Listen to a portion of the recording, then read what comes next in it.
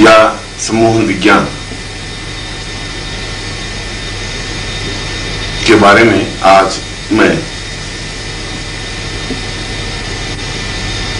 चर्चा करूंगा और उन आयामों के बारे में समझाऊंगा जो आज के वैज्ञानिक युग में मानव के लिए अत्यंत कल्याणकारी, उपयोगी, लाभप्रद है। हिप्नोटिज्म या सम्मोहन विज्ञान कोई धर्म या शास्त्र नहीं है, कोई वेद या उपनिषद नहीं है। यह तो शुद्ध विज्ञान और शुद्ध विज्ञान है।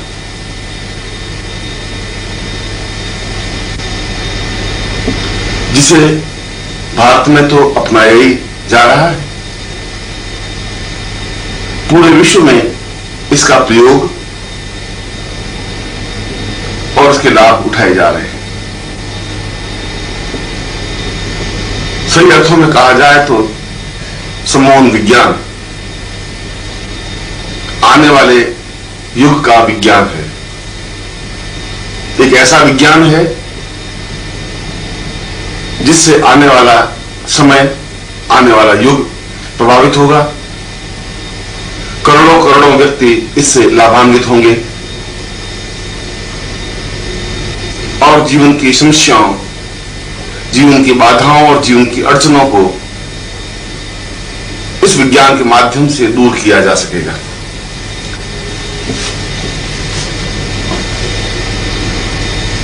और यह एक ऐसा विज्ञान है जिसमें कुछ पढ़ने की जरूरत नहीं है, कुछ अध्ययन करने की जरूरत नहीं है। यह एक ऐसा विज्ञान है जो कम पढ़े लिखे या नहीं पढ़े लिखे व्यक्ति भी इसका लाभ उठा सकते हैं, इसका प्रयोग कर सकते हैं, दूसरों पर इसके प्रभाव को देख सकते हैं। आज विश्व में ऊंचे से ऊंचा वैज्ञानिक, ऊंचे से ऊंचा दार्शनिक, ऊंचे से ऊंचा विद्वान, राजनेता, अभिनेता, व्यापारी, व्यवसायी और मजदूर सभी इस विज्ञान से लाभ उठा रहे हैं और वे आश्चर्यचकित हैं इस विज्ञान के परिणामों से, क्योंकि इस विज्ञान की संभावनाएं अनंत हैं। इस विज्ञान के बारे में जितनी भी शोध हुई है, जितनी भी नवीन खोज हो रही है, वे मानव जाति के लिए वरदान स्वरूप सिद्ध होती जा रही है। और मानव यह एहसास करने लगा है कि वास्तव में ही इस विज्ञान के माध्यम से संपूर्ण मानव जाति को सुखी और आनंदमय बनाई जा सकती है।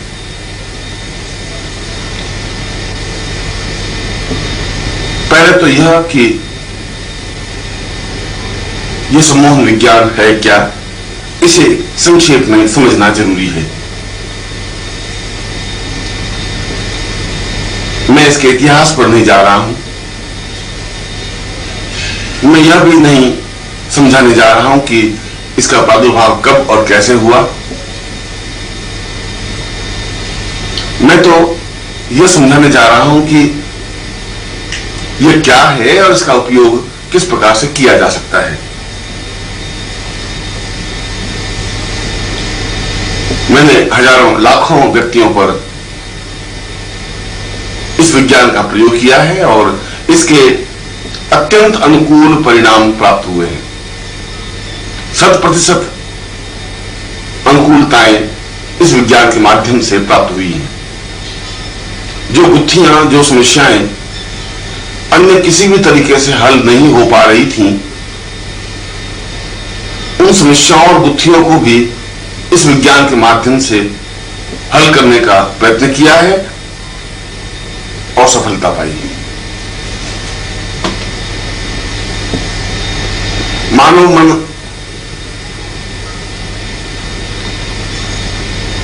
दो तत्वों से निर्मित है। एक उसका बुद्धि पक्ष है, बुद्धि से सोचता है, विचार करता है, चिंतन करता है, एक धारणा बनाता है और किसी के प्रति एक आयाम स्थापित करता है। इस बुद्धि की वजह से ही उसके मन में क्रोध, घृणा, ईर्ष्या, प्रेम, मातृत्व, दुख और सुख की पीड़ा का अनुभव होता है।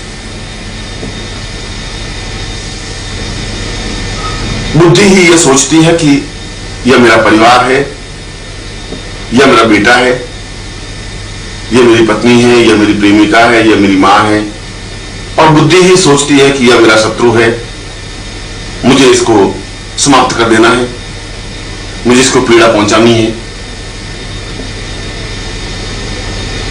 और जब वह पीड़ा नहीं पहुंचा पाता तब दुखी होता है, संतप्त होता है, पीड़ित होता है। और दूसरा तत्व हृदय या मन है। हृदय तो विज्ञान की परिभाषा में एक धड़कता हुआ मांसपिंड है जो रक्त को साफ कर पूरे शरीर में प्रवाहित करता है। इसके अलावा उसका कोई उपयोग नहीं है। कवियों ने जो हजारों हजारों गीत और शेर व शायरी लिखी है हृदय पर,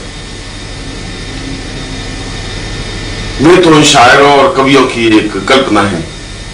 विज्ञान तो कहता है कि हृदय में ऐसे संचारी भाव नहीं होते, मगर हृदय के साथ साथ एक मन भी होता है और मन के द्वारा ही आदमी प्रेम करता है। मन के द्वारा ही उसके मन में कुछ विचार घर कर जाते हैं जो वह सभ्यता की वजह से कह नहीं पाता। उदाहरण के लिए, यदि उसकी पत्नी से उसकी लड़ाई झगड़ा हो जाता है, मतभेद हो जाते हैं, तो वह समाज के सामने कुछ नहीं कहता, क्योंकि बुद्धि कहती है कि यदि तुमने समाज के सामने अपनी समस्या को या अपने इस नफरत को, पत्नी के प्रति घृणा को रखा तो समाज में बदनाम हो जाओगे। और जब वह अपनी पत्नी के साथ बाहर निकलता है सोसाइटी में, समाज में, तो प्रसन्नता के साथ निकलता है, हाथ में हाथ डाल करके निकलता है और ऐसा व्यक्त करता है कि जैसा उससे, उस पत्नी से उसका अत्यंत प्रेम हो। परंतु उसके प्रति जो घृणा है वह उसके मन में जम जाती है, मन में जम जाती है, मन में एक आक्रोश हो जाता है। और जब घृणा पैदा हो जाती है तो घृणा अपने आप में प्रतिशोध को जन्म देती है कि मैं किस तरीके से पत्नी को पीड़ित करूं, किस तरीके से ठेस पहुंचाऊं। और वह अपनी पत्नी को कुछ कटु वाक्य बोलता है, प्रताड़ित करता है, उसकी इच्छाएं पूरी नहीं करता और हर ऐसा कार्य करता है जिससे पत्नी को पीड़ा या तकलीफ पहुंचे। यह मन का वेग है, ऐसा मन के द्वारा करता है। किसी से प्रेम है तो बुद्धि कहती है कि इस प्रेम की अभिव्यक्ति नहीं होनी चाहिए क्योंकि समाज में बदनामी का डर है, मगर वह प्रेम उसके मन में छिपा रहता है। वह अत्यधिक चाहने लगता है, मिलने की अत्यधिक इच्छा होती है, पर यदि किसी कारणवश वह प्रेम टूट जाता है या प्रेमी अथवा प्रेमिका धोखा दे देता है तो वह अपने आप में बदहवास हो जाता है, परेशान हो जाता है, जीवन के प्रति मोह समाप्त हो जाता है। डॉक्टर और समाज के लोग उससे पूछते हैं, परिवार के लोग उससे पूछते हैं कि क्यों परेशान हो, क्यों तनावग्रस्त हो, क्या समस्या है, मगर वह कुछ नहीं कह पाता क्योंकि वो तथ्य ही ऐसा है जो नहीं कह पाता। वह तो छुपा हुआ भाव है जिसे समाज के सामने या परिवार के सामने उजागर किया ही नहीं जा सकता। वह तो मन में दबा हुआ एक भाव है। और डॉक्टर परेशान होते हैं कि समस्या क्या है, इसको कोई बीमारी नहीं है। यदि चेकअप करते हैं तो किसी प्रकार की कोई समस्या दिखाई नहीं देती। फिर ये इतना परेशान, इतना पीड़ित, इतना चिंतित क्यों है, क्या कारण है?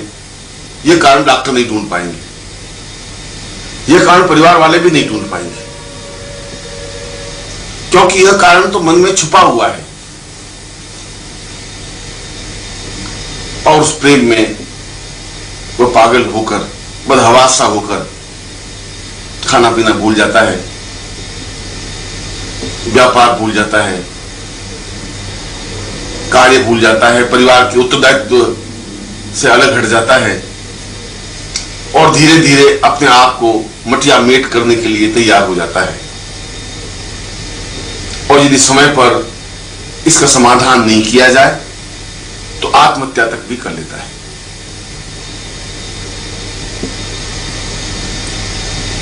ऐसी स्थिति में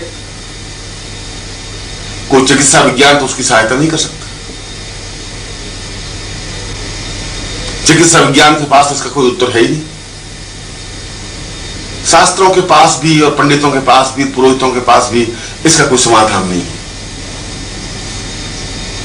उसको समझाने से भी उसके ऊपर कोई प्रभाव नहीं पड़ेगा, क्योंकि उसके अंतस्तर में एक भाव है, एक वेदना है, एक पीड़ा है, एक दुख है, और वो समझाने से वह पीड़ा या दुख दूर नहीं हो सकता। मन में एक कसक है, एक चोट है। इस समस्या का समाधान केवल सम्मोहन विज्ञान कर सकता है, जो बहुत अच्छा सम्मोहन विज्ञानी है, हिप्नोटिस्ट है। वह एक विशेष विधि से उसके अंदर जो कसक है, जो दर्द है, जो पीड़ा है, उसी को दूर कर लेता है, समाप्त कर लेता है। और जब पीड़ा, वो दर्द, वो कसक वो दूर हो जाती है तो वह व्यक्ति अत्यंत सामान्य हो जाता है। फिर उसके मन में किसी प्रकार का एक भाव नहीं रहता, आत्महत्या का भाव भी नहीं रहता। फिर वो आत्महत्या नहीं करता। और इस प्रकार से, इस विज्ञान के माध्यम से हिप्नोटिस्ट आत्महत्या को उतारू एक व्यक्ति को बचा लेता है, उसको जिंदगी प्रदान कर लेता है। एक बालक या बालिका, विद्यार्थी परीक्षा में असफल हो जाता है और उसे चारों तरफ अंधेरा ही अंधेरा दिखाई देने लगता है। ऐसा लगता है कि जैसे समाज में और घर में उसकी आलोचना हो रही है, उसको तिरस्कार दृष्टि से देखा जाने लगा है, साथियों में उसकी हंसी उड़ाई जा रही है। वह अपने आप में उपेक्षा का भाव लेकर विचरण करता है और गुमसुम हो जाता है, न किसी से मिलता है, न किसी से बात करता है, और एक हीन भावना उसके मन में जम जाती है कि मैं कुछ भी नहीं कर सकता, मैं एक बेकार व्यक्ति हूं, मैं उन्नति कर ही नहीं सकता, मैं निकृष्ट व्यक्ति हूं। और ये भाव धीरे धीरे उसको पतन की ओर अग्रसर कर लेते हैं। मां बाप समझाते हैं, पूछते हैं क्या बात है, वह नहीं कह पाता। संगी साथी पूछते हैं तो वह समझता है कि मेरा उपहास किया जा रहा है, उनको भी वह नहीं बताता। और ऐसी स्थिति भी आ जाती है कि वह विद्यार्थी आत्महत्या कर लेता है, समाप्त हो जाता है अथवा पागल हो जाता है।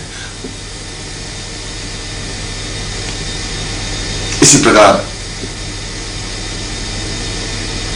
घर में किसी प्रिय की मृत्यु हो जाती है तो एक शोकाकुल वातावरण बन जाता है। कल्पना करें कि एक नवविवाहिता पत्नी जिसकी शादी हुए अभी 1 साल भी नहीं हुआ है और किसी दुर्घटना में उसके पति की मृत्यु हो जाती है, वह पत्नी उस सदमे को नहीं झेल पाती, बदहवासी हो जाती है, चीत्कार करने लग जाती है और अधिकांश स्थिति में वह पागल हो जाती है। उसका दिमाग अस्त व्यस्त हो जाता है, अव्यवस्थित हो जाता है। ऐसी स्थिति में और कोई इलाज नहीं है। मस्तिष्क का इलाज करने वाले डॉक्टरों के पास इसका कोई उपाय नहीं है।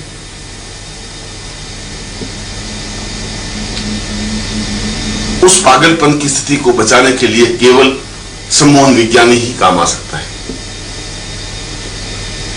क्योंकि उसके मन में यह बात घर कर जाती है कि मेरा जीवन बर्बाद हो गया है। जिसको मैं इतना प्रेम करती थी, जो मेरा पति था, वही समाप्त हो गया, मेरी वजह से समाप्त हो गया। मैं इस घर में आई और वह बर्बाद हो गया। घर का एक मुखिया, घर का एक लड़का, एक जवान व्यक्ति समाप्त हो गया। वह अपने आप को अपराधी नहीं महसूस करने लगती है, समाज को गालियां देने लगता है, ससुराल वाले उसका तिरस्कार करने लग जाते हैं और वह या तो पागल हो जाती है या निश्चय ही आत्महत्या करने के लिए उतारू हो जाती है। उसे सहज सामान्य बनाने के लिए केवल मात्र सम्मोहन विज्ञान ही काम कर सकता है। हिप्नोटिज्म के माध्यम से, सम्मोहन विज्ञान के माध्यम से उसके जीवन को निश्चय ही अनुकूल बनाया जा सकता है।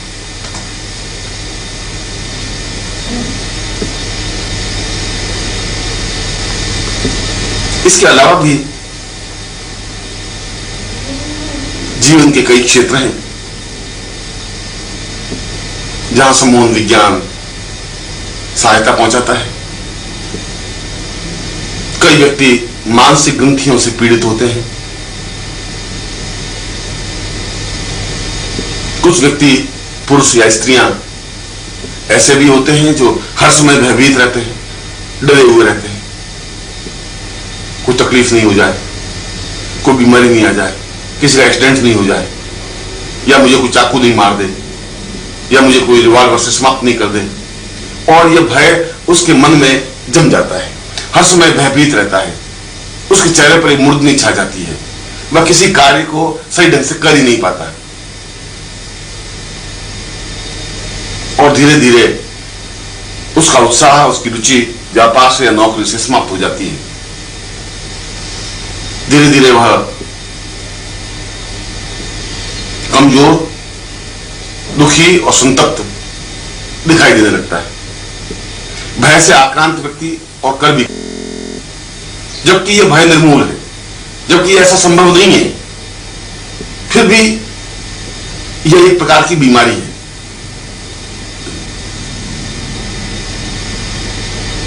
इस भय की बीमारी से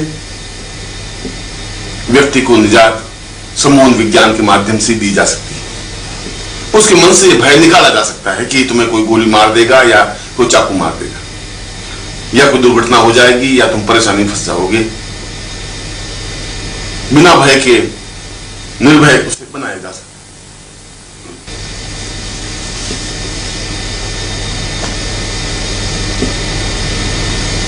कुछ व्यक्तियों को हर समय हीन भावना बनी रहती है, मैं बेकार हूं, मैं जीवन में कुछ नहीं कर सकता, मैं असफल हूं, जिंदगी के हर क्षेत्र में असफल हूं, न मैं अच्छी तरह से पढ़ाई कर सका, न मेरा ग्रस्त जीवन सुखी है, न मैं संपन्न हूं, न मैं स्वस्थ हूं। और यह हीन भावना उसके मन में इस ढंग से जम जाती है स्वतः अकारण कि धीरे धीरे वह बीमार पड़ जाता है, पीला पड़ जाता है, चेहरा मुरझा जाता है, भले यौवन में भी वह वृद्ध दिखाई देने लगता है। चिकित्सा विज्ञान के पास इसका कोई उपाय, इलाज नहीं है। इसका इलाज केवल सम्मोहन विज्ञान के माध्यम से ही उसके मन से इस हीन भावना को निकाल देने से, एक विशेष विधि से उसकी हीन भावना को निकाल दिया जाता है और वह पुनः स्वस्थ अनुभव करने लग जाता है।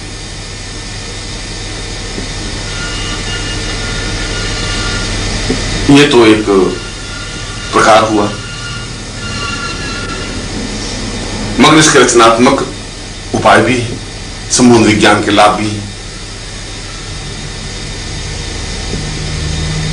यदि पति पत्नी में झगड़ा हो जाता है, मतभेद हो जाते हैं, तनाव हो जाता है,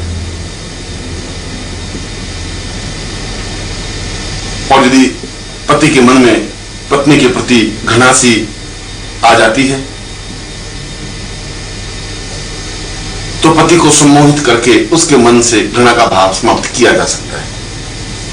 और जब उसके मन से घृणा का भाव समाप्त हो जाएगा तो अपने आप पत्नी के प्रति प्रेम भी स्थापित हो जाएगा, अटैचमेंट भी बन जाएगा, और वापस उनका ग्रस्त जीवन सुखमय बन सकेगा। कई पुरुषों को हर समय यह तनाव रहता है कि मेरी पत्नी दुष्चरित्र है, किसी और से प्रेम कर रही है। यह बात अपनी पत्नी को तो नहीं कह पाता, पर उसके मन में बराबर यह तनाव बना रहता है।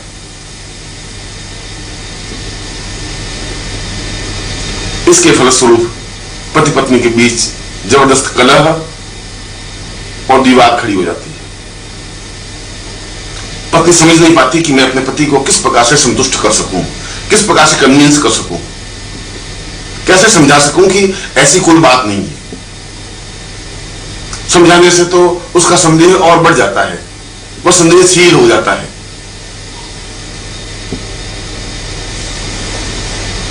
इससे कई ग्रस्त घर टूट गए, बिखर गए। इस समस्या का समाधान भी संबंध विज्ञान के माध्यम से ही हो सकता है। और कई स्त्रियों को भी यह तनाव,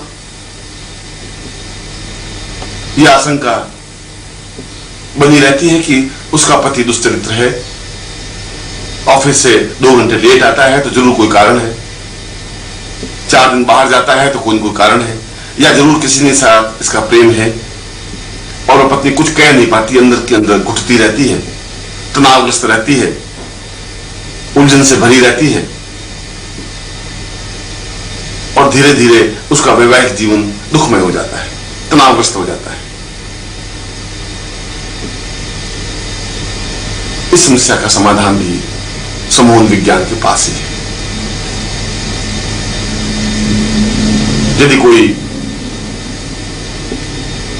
युवक या युवती परस्पर प्रेम कर रहे हैं और अत्यंत प्रेम है, और कुछ समय बाद प्रेमिका के मन में प्रेमी के प्रति वह भाव नहीं रहता, उतना प्रेम नहीं रहता जितना होना चाहिए, उसका मन किसी और युवक के साथ जुड़ जाता है, वह किसी और को चाहने लगती है। ऐसी स्थिति में पहला प्रेमी अत्यंत विक्षिप्त और परेशान हो जाता है, दुखी हो जाता है, संत्रस्त हो जाता है। वह समझ नहीं पाता कि मैं क्या करूं, कैसे करूं।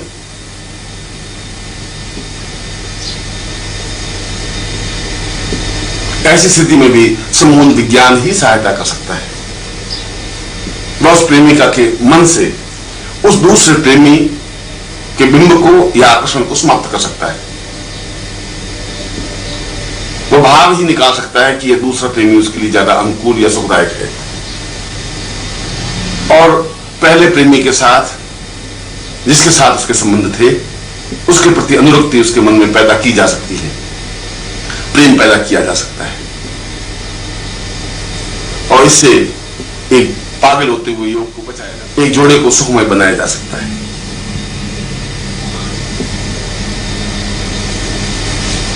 चिकित्सा विज्ञान के क्षेत्र में भी संबंध विज्ञान कार्य कर रहा है। किसी व्यक्ति को सम्मोहित कर उसका कठिन से कठिन ऑपरेशन किया जा सकता है, बिना किसी प्रकार की बेहोशी की दवा दिए हुए, बिना बेहोश किए, केवल सम्मोहन कर उसका 2 घंटे 4 घंटे ऑपरेशन कर सकता है,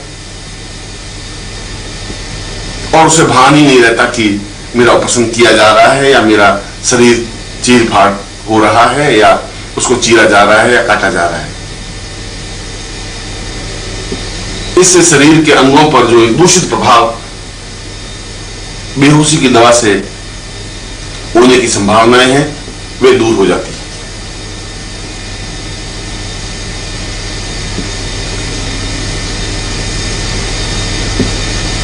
इसके अलावा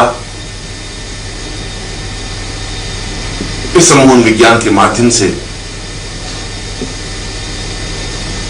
किसी पुरुष या किसी भी युवती को अपने अनुकूल बनाया जा सकता है, उसके मन में यह भावना करके कि इसके प्रति इसकी अनुरक्ति बढ़े, प्रेम बढ़े, वह इसको चाहने लगे, टूट कर चाहने लगे। उसके प्रति उसके मन में एक आकर्षण पैदा किया जा सकता है, एक सम्मोहन पैदा किया जा सकता है। कठोर से कठोर हृदय के पुरुष को भी इस सम्मोहन विज्ञान के माध्यम से अपने अनुकूल बनाया जा सकता है। कठोर हृदय वाली स्त्री को भी इस सम्मोहन विज्ञान के माध्यम से अपने अनुकूल बनाया जा सकता है और जीवन भर अपने अनुकूल रखा जा सकता है। उससे मनचाहा कार्य संपन्न करवाया जा सकता है।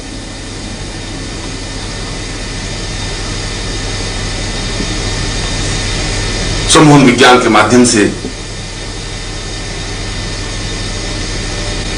समाज में अनुकूलता पैदा की जा सकती है। यदि अधिकारी के साथ, ऑफिसर के साथ मतभेद है, तनाव है, वह कहना नहीं मानता, समय पर छुट्टी नहीं देता या प्रमोशन नहीं करता, तो उसे व्यक्ति सम्मोहित कर सकता है और अपने अनुकूल बना सकता है। उसके मन को यह भावना दे सकता है कि मैं ही तुम्हारा हितचिंतक हूं, तुम्हें मेरा कहना मानना चाहिए, जो मैं कहूं वह तुम्हें करना चाहिए। और ऐसी भावना देने के बाद वह व्यक्ति अनुभव करेगा कि उस ऑफिसर का रवैया ही बदल गया है, वह उसे चाहने लगा है, उसकी प्रत्येक बात मानने लगा है। जिस प्रकार से वह चाहता है उसी प्रकार से ऑफिसर कार्य करता है।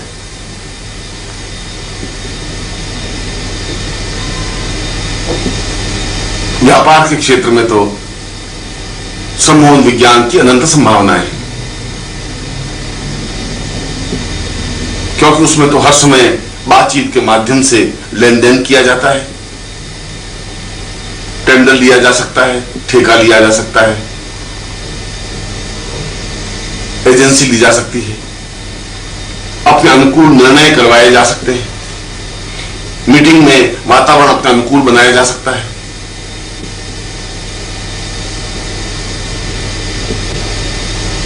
सैकड़ों हजारों मजदूरों पर सम्मोहन करके उन्हें हड़ताल से बचाया जा सकता है। उनमें ऐसी भावना दी जा सकती है कि यह कारखाना, यह मिल हमारी खुद की संपत्ति है, इसको आग नहीं लगाना है या हड़ताल नहीं करनी है, और मजदूर बिल्कुल आज्ञाकारी व्यक्ति की तरह कार्य करते रहेंगे।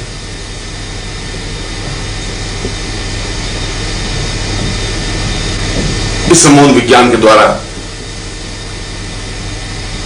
यदि किसी व्यक्ति को शराब का व्यसन है, बहुत ज्यादा शराब पीने लगा है, अपने जीवन को खोखला बना रहा है,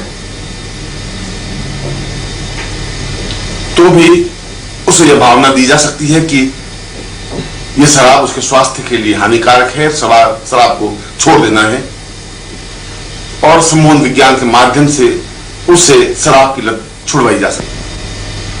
समाज में पग पग पर सम्मोहन विज्ञान का सहारा लिया जाने लगा है। इससे सिगरेट की लत छुड़ाई जा सकती है, हमेशा के लिए सिगरेट पीना बंद कराया जा सकता है। यदि कोई व्यक्ति वैश्यागामी है तो इस बुरी आदत से उसे छुटकारा दिलाया जा सकता है। यदि कोई व्यक्ति बेहद खर्चीला है, अपव्ययी है, तो उसे सही सुझाव देकर के उसको अनुकूल बनाया जा सकता है। दुष्ट से दुष्ट व्यक्ति को सुधार कर सही सामाजिक व्यक्ति बनाया जा सकता है।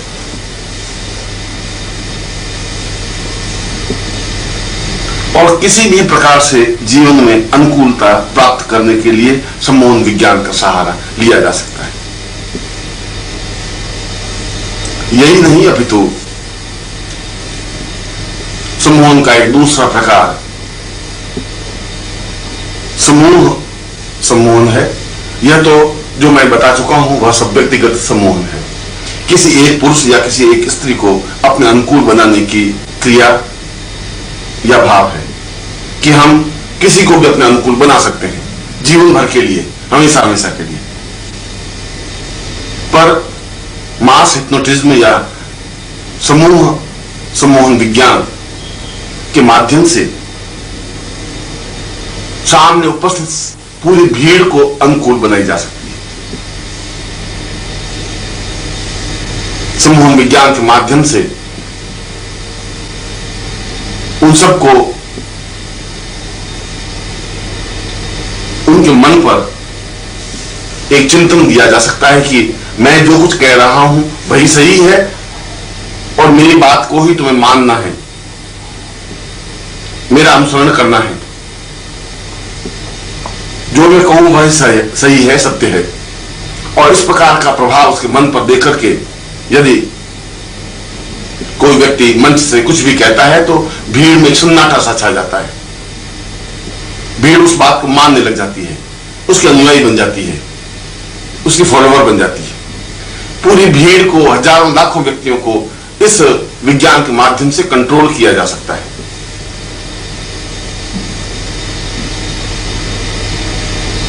मजदूरों को अनुकूल बनाया जा सकता है, ग्राहकों को आकर्षित किया जा सकता है। वह ग्राहक हमेशा हमेशा के लिए उसका मुरीद बन जाए, ऐसा किया जा सकता है। इस मास हिप्नोटिज्म या समूह हिप्नोटिज्म के द्वारा यदि एक सफल व्यवसायी हजारों लोगों के बीच समूह हिप्नोटिज्म करके कहता है कि मेरा ब्रांड ही सबसे उत्तम है और तुम्हें इसी का उपयोग करना है, और फिर उसका हिप्नोटिज्म तोड़ देता है, तो उन भीड़ में से प्रत्येक व्यक्ति के मन पर एक ही भाव स्थापित हो जाता है कि अमुक ब्रांड ही उत्तम है और वे उनका ही उपयोग करने लग जाते हैं।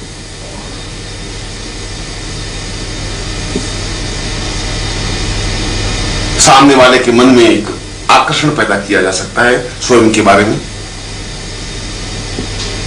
पत्नी के मन में यह भावना दी जा सकती है कि मैं तुम्हारा पति बहुत सुंदर और तुम्हारे लिए उपयोगी हूं। प्रेमिका के मन में यह भावना दी जा सकती है कि मेरे अलावा तुम्हें और कोई प्यार कर ही नहीं सकता, तुम किसी और को चाहोगी ही नहीं। पुत्र के मन पर यह भावना दी जा सकती है कि तुम गलत कार्य नहीं करोगे या हड़ताल में भाग नहीं लोगे या पढ़ाई में ध्यान दोगे या प्रेम के चक्कर में नहीं पड़ोगे। कोई लड़की किसी पर पुरुष या दूसरे जाति के किसी पुरुष से प्रेम करने लगी है और घर में समझाने बुझाने से भी सही रास्ते पर नहीं आ रही है, तो सम्मोहन के माध्यम से उसके चित्त पर, मन पर एक प्रभाव दिया जा सकता है कि वह उस युवक को भूल जाए और जहां माता पिता कहें वहीं शादी करे।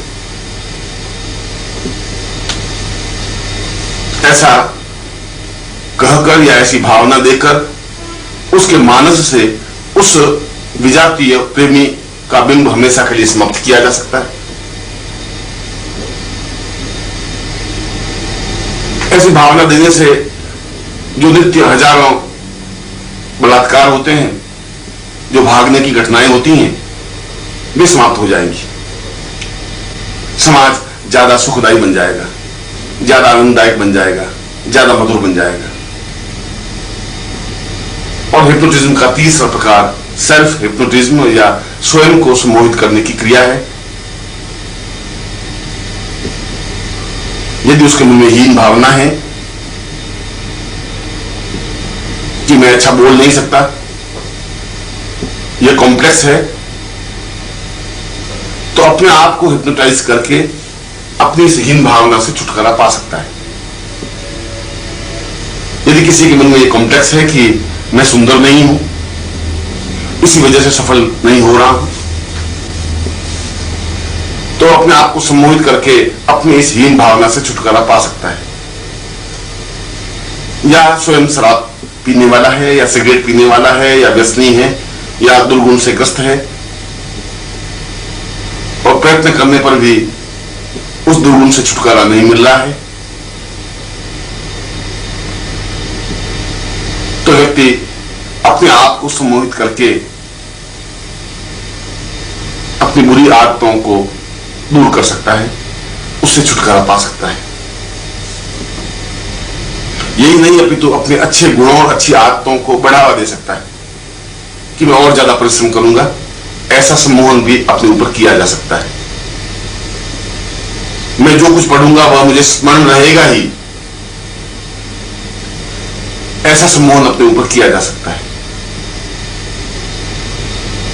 मैं आज से बहुत ज्यादा परिश्रम कर सकूंगा, ऐसा सम्मोहन अपने ऊपर किया जा सकता है। सैकड़ों प्रकार हैं अपने आप को सम्मोहित करने के, अपने तनावों को दूर करने के,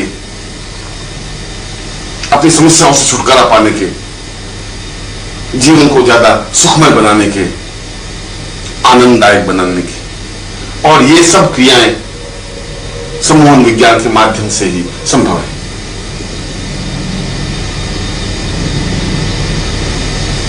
प्रश्न उठता है कि सम्मोहन विज्ञान किस तरीके से प्रयोग में लाया जा सकता है। जैसा कि मैंने बताया कि ये सारी क्रियाएं हमारे मन से संचालित होती हैं, और मन से भी नीचे एक और मन है जिसको अंतर्मन कहते हैं, अंतश्चेतना कहते हैं। जब हम किसी को सम्मोहित करते हैं तो वो बाहर दुनिया से कट जाता है, उसकी बुद्धि, उसके तर्क फिर काम नहीं करते, फिर वह दिमाग से नहीं चलता, वह एक प्रकार से एक क्षण के लिए समर्पण युक्त हो जाता है। तब हम उसके मन पर जो भी चेतना देते हैं, जो भी विचार देते हैं, वह मन पर स्थायी रूप से जम जाता है। जैसे कि कोई शराबी है और उसको सम्मोहित करके बाहर दुनिया से काट कर उसे यह भावना दी जाए कि शराब अत्यंत घटिया और खराब चीज है, इससे फेफड़े समाप्त हो जाते हैं, लीवर खराब हो जाता है, आदमी मृत्यु को प्राप्त हो जाता है, बुढ़ापा आ जाता है और जीवन बर्बाद हो जाता है, और तुम्हें इसी क्षण से इस शराब से घृणा करनी है, नहीं पीनी है।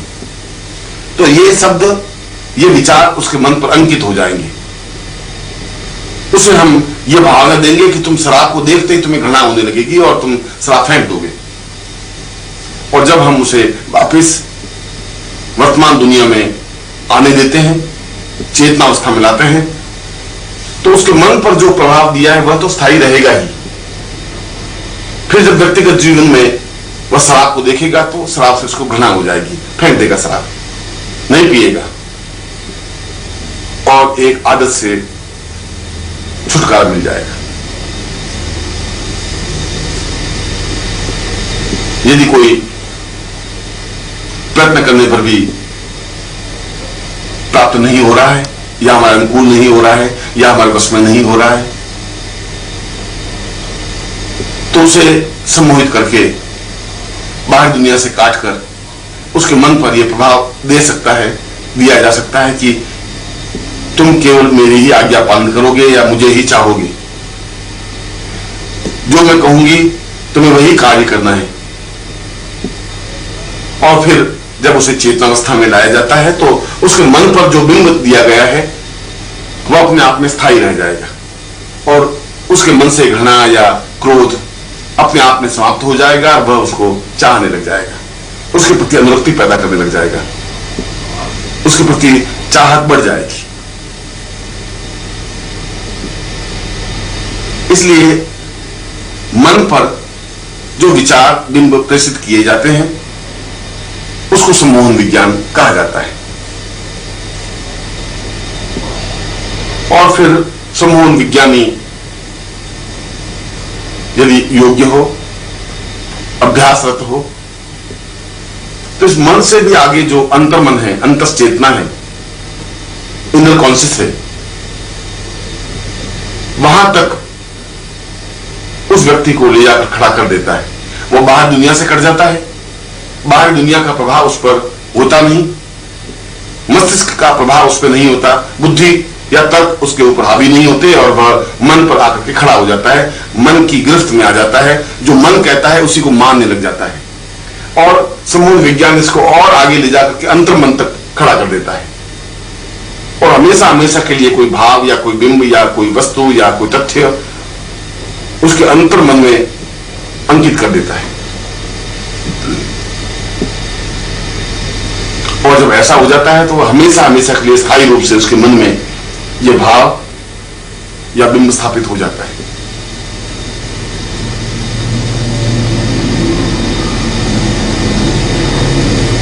और ऐसा सहज सरल संभव है।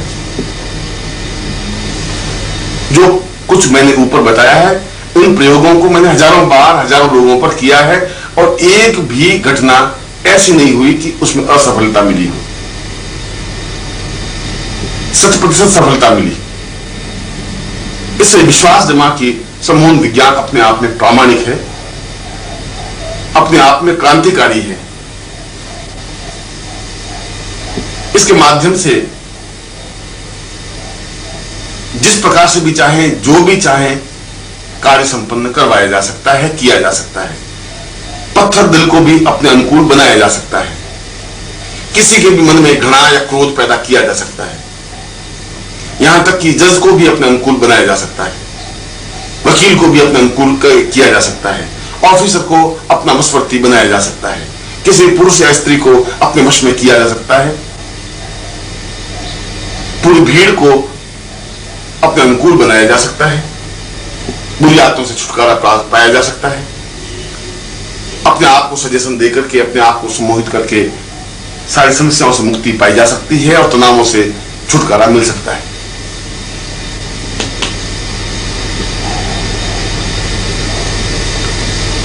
यह सम्मोहन विज्ञान कार्य कैसे करता है, सीखने का क्या प्रकार है, क्या तरीका है। ज्यादा अच्छा तो यह हो कि जो व्यक्ति सम्मोहन विज्ञान सीखने का इच्छुक हो वह किसी सफल सम्मोहन विज्ञानी या हिप्नोटिस्ट के पास जाकर रहे और उससे प्रैक्टिकल सीखे, क्रियात्मक रूप से सीखे, अभ्यास करे, तो सफलता के परिणाम ज्यादा अनुकूल बन सकेंगे।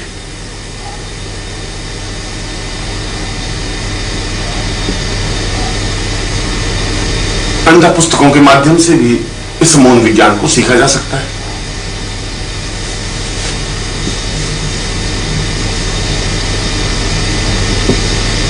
किसी भी व्यक्ति को उसकी बुद्धि से परे हटाकर चेतन अवस्था से अलग कर उसे बाहर दुनिया से काटने का काम नेत्रों के माध्यम से किया जाता है। इसके लिए सम्मोहन विज्ञानी को पहले अपने ऊपर अभ्यास करना चाहिए, सफल सम्मोहन विज्ञानी बनना चाहिए। उसकी आंखों में एक चमक लानी चाहिए, आंखों में तेज लाना चाहिए, एक प्रकाश लाना चाहिए, एक प्रभाव लाना चाहिए, एक ज्योतिपुंज लाना चाहिए। क्योंकि सामने वाले व्यक्ति से हमारा संबंध केवल नेत्रों के माध्यम से ही हो सकता है।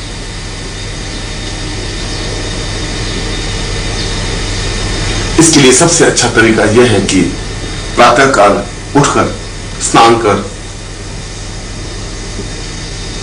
सामान्य और सरल कपड़े पहनकर किसी एकांत कमरे में बैठ जाए जहां बाहरी आवाज या शोरगुल बिल्कुल न हो,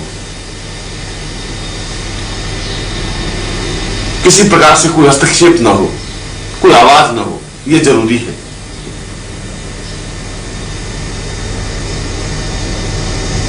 कमरे में एक बहुत कम रोशनी का लैंप लगा दें, हल्का सा प्रकाश कमरे में बिखरा हुआ, बहुत हल्का सा, और एक अगरबत्ती लगा दें जिससे कि कमरे का वातावरण सुख का अनुभव हो। इसके बाद व्यक्ति जमीन पर बैठ जाए। इसके लिए कोई आसन या कोई दिशा निर्धारित नहीं है, जिस तरीके से भी वह आसानी से बैठ सकता है बैठ जाए।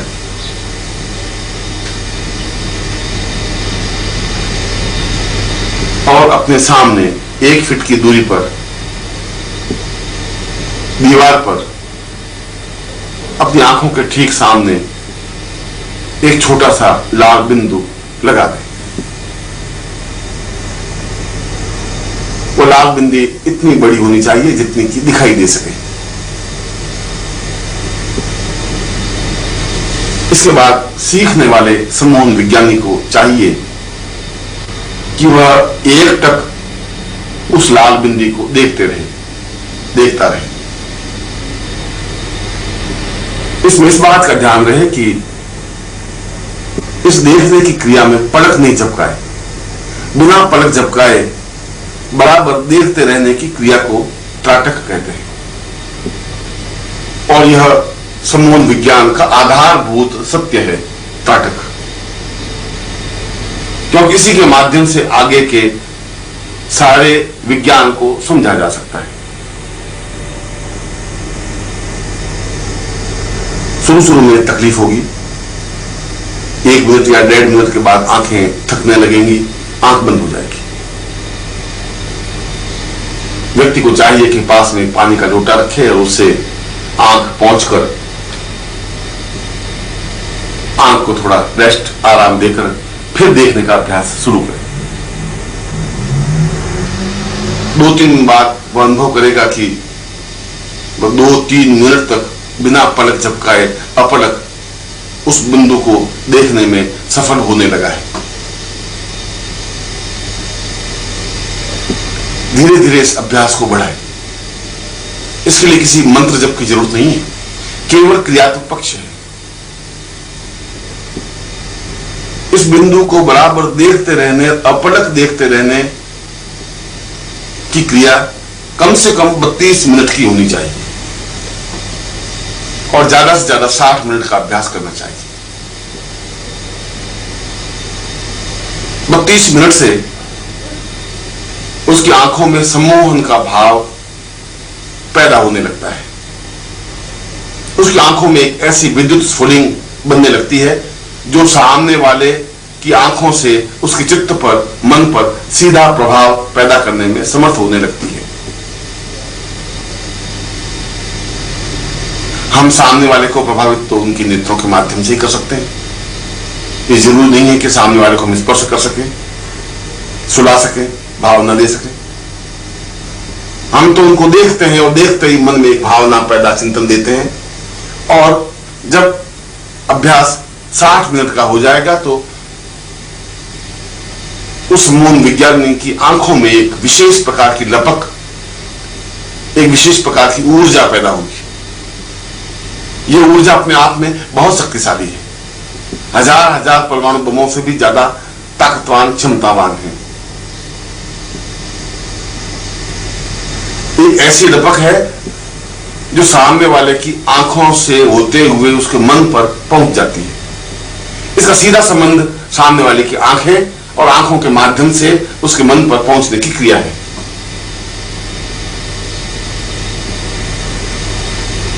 फिर अभ्यास के लिए जब उसका 32 मिनट या 60 मिनट का अभ्यास हो जाए तब वह प्रयोग करे। किसी अधिकारी के पास या किसी व्यक्ति के पास या किसी मित्र के पास जाए, उसके सामने बैठे और 1 मिनट या 2 मिनट देखे।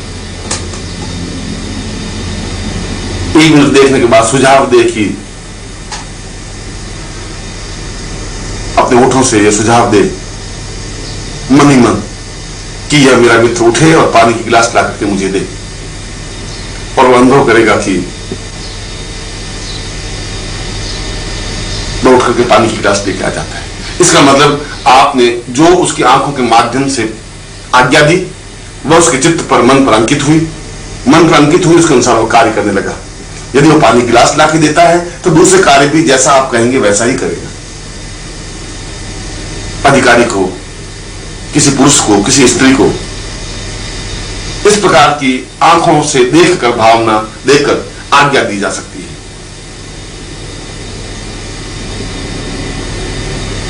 और आप आश्चर्यचकित हो जाएंगे कि आपने जो कुछ मन में आज्ञा दी, वो आपने मन में जो सोचा वो आपकी आंखों के माध्यम से उसकी आंखों में पहुंचा, उसकी आंखों से उसके मन पर पहुंचा, मन पर वह विचार अंकित हुआ कि मुझे यह कार्य करना है, और उसी के अनुसार कार्य करने लग जाएगा। आप दूसरा प्रयोग भी कर सकते हैं। भीड़ में जहां सैकड़ों पुरुष या स्त्रियां हों, आप किसी स्त्री या पुरुष की आंखों पर अथवा उसकी गर्दन पर या उसके पीछे के भाग में या गर्दन के पिछले हिस्से पर अपनी दृष्टि गिराकर मन में यह भावना दें कि यह घूमे और घूमकर मेरे पास आए और मुझे पूछे कि तुम्हारे क्या हाल चाल है, और केवल 1 मिनट गर्दन के पिछले हिस्से पर यह भावना दे। और समूह विज्ञानी यह आश्चर्यचकित रह जाएगा कि वह स्त्री घूमती है, बेचैन हो जाती है इस कार्य को करने के लिए, और वह भीड़ को चीरती हुई सीधे उस व्यक्ति के पास ही पहुंचती है और पूछती है कि आपके क्या हालचाल है।